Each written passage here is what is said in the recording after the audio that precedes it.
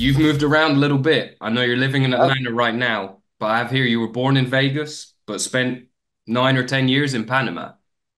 yeah, my first 10 years in Panama, Central America. Uh, Different lifestyle growing up. It was amazing. I wouldn't ask for anything different. I've kind of lived two different lives, like kind of the jungle lifestyle. Mm, On the way to my house, there was no concrete road. It's all dirt and jungle. Um, so growing up as a kid, being able to play outside like that, I was literally like a 5-minute walk from my house to the Panama Canal wow. and go and swim in there every day, and just an awesome childhood, awesome upbringing. And then the cocaine wars started happening with Mm. Noriega in '89, and that's eventually why we moved to California. I had family in California on my dad's side, so it got real crazy in Panama. So my mom moved us out to where my dad was from. You guys are a crew where everyone really has their own style, but you also all have something in common, if that Mm, makes sense. You all show musicality, but in a different way. Everyone is listening to the music, but understanding it or expressing themselves in a slightly different way. For example, the way that you break is very different from like Stuntman, for yeah. example. But when you both when everyone from your crew goes out, it's obvious that you're all kind of from the same crew because you're all so unique in a way. It's like so I don't know if that's just always been there or that to me is something that has always stood out about style elements.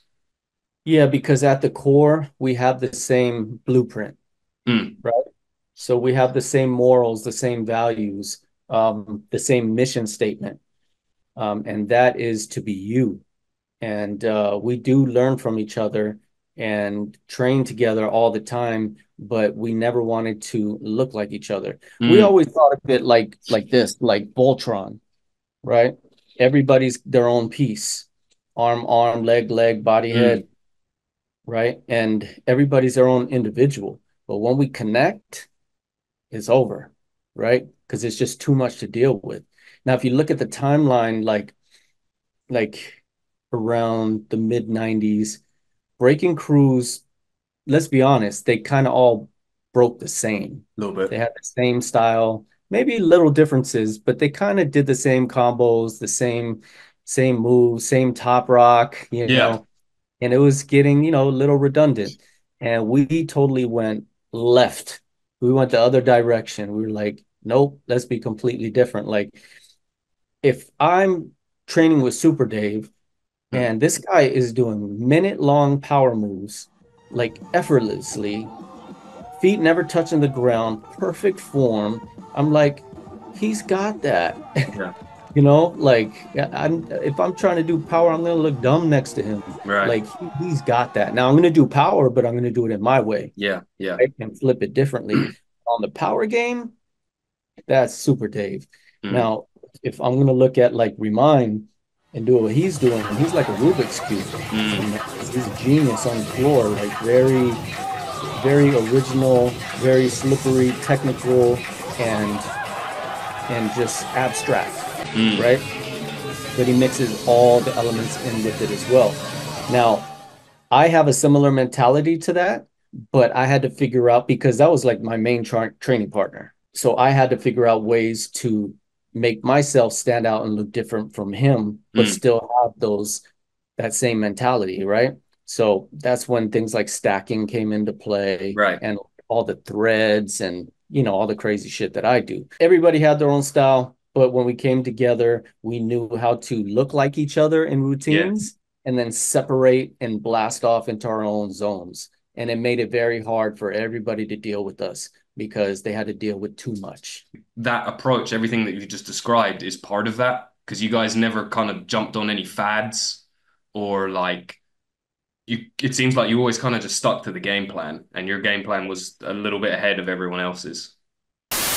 I know you did, shit with like Missy Elliott and all that. That definitely has like quite strong hip hop roots. I was in Work It, Yeah. that beat is crazy. That's one of Timberland's best beats and probably Missy Elliott's best song that Yeah, she's it is ever, one of her best songs for sure. And look at the video. The video is crazy. Yeah. I got me, Flow Master, Mr. Wiggles, Sweepy, I'm popping in there too, like with wiggles. Like, come on, man, like that's crazy. At the Uh, time, did you get any criticism for that stuff? Did you get any of it for any, Justin Timberlake or Christina Aguilera? Not really, Hmm. not really. There probably was some chatter, but I never really listened, Right. like I never let things deter me. Jackie Chan, I got a lot of like my head flips from him. Hmm. Um, well, he like I have head flips that nobody's done, like my head flip half twist. I call it the head rush. None of the Shaolin monks have done that one. I made that one up, but I got the front head flip from Jackie Chan. And other things too, like how Jackie Chan, if you look at his movies, he would always create fight choreography with his environment, right? Mm. If at the table, you see him do a windmill whip on the table, slip Hmm. into, jump up and flip over the guy or something, or he'll do something off the wall. And You were always using the walls. always, always, I was flipping that whole style way back in the mid '90s and all terrain style. But that all comes from Jackie Chan, just Right. working with the environment. So he taught me how to like look around, see where you're at, what you can use to your benefit. So all the time when I would go to battles, I would look at the stage like, oh, there's a wall right there. Okay, I'm gonna head over there at some point. There's the speaker right here. I can go flip off that, just scouting and seeing what was going on because I knew I had the mind and the creativity and the skill to use these things Right. and make it look good, right? I find like even inspirations watching like really good comedians, right? How they command the stage, how they freestyle with the crowd, the way they maneuver, their interactions, the smallest details, right? So it's not just about the moves or the blow ups or Yeah. whatever. It's about the connection too, Yeah. right? Like my boy, my crewmate jokoy, like his last Netflix special in Brooklyn, like he just really he killed it. And every time I go watch him perform, he always has new material. And a lot Mm. of it is just freestyle. It's the way that he's so good at it.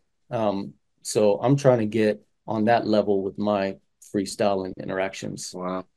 Okay, there you go. To all the listeners, this is some real shit. This is some even for me, I must admit. For battling, right? Mm. As a battle cat, I've been a battle cat since I started breaking. Never stopped. Um, there's a lot of different elements going on, right? You got the DJ. You don't know what the DJ is going to play. So that's the first surprise. Mm. To hear that music, it's like you got to lock in, like, okay, all right, that's the vibe we're going with. And you got to morph into that music. Hmm. That's first and foremost. Now you got the connection with the DJ. Okay. Now my opponent's right in front of me. Now I got to connect with this dude and see what kind of vibe he's on. Is he really aggressive looking? Is he like trying to put on a poker face? Mm. Is he gonna come at me like kind of soft, or is he going to come straight out the gates and attack? Like you can read that stuff by the face too. And then you got to connect with the people, the crowd, which a lot of people don't do, Mm. right? So I feel like if you can connect with the DJ, your opponent, and the crowd, then you have a chance to get the crowd on your side to go against that Yeah. opponent, right? And you can use it like a superpower, if you will, Yeah. right? You channel it. Channel it, man, and just use it and direct it right at the opponent and just make it really hard to beat you. Awesome, man. Damn. I love it. For the youngsters coming up, I would say, find your purpose in the game first. The why is very important. Like, why do I do this? Some people do it for props. Some Mm. people do it to test themselves. Some people do it for girls to get girls or Yeah. whatever the case. Everybody has a different why. Figure out your why. And then if you want to reach high levels, there's no way around hard work. You have to put the hard work in. I would train 8 to 10 hours, 6 days a week from my teens into my 20s. And obviously, as you get older, it gets lower the training time because you don't want to break your body down. But if you're young, you can do it. And a lot of people these days are lazy, like they think an hour is good enough. No, it's not. An hour is good enough if you're in your 40s, Yeah. you know, but not if you're in your 20s or your teens. So really take it serious. Figure out your why and be disciplined, and you'll go far. There you go. We'll end it on that. Crumbs, thank you Yes. so much, man. I have really, really enjoyed this, man. Thanks Word. for having me, man. Appreciate you. No, thank you, man.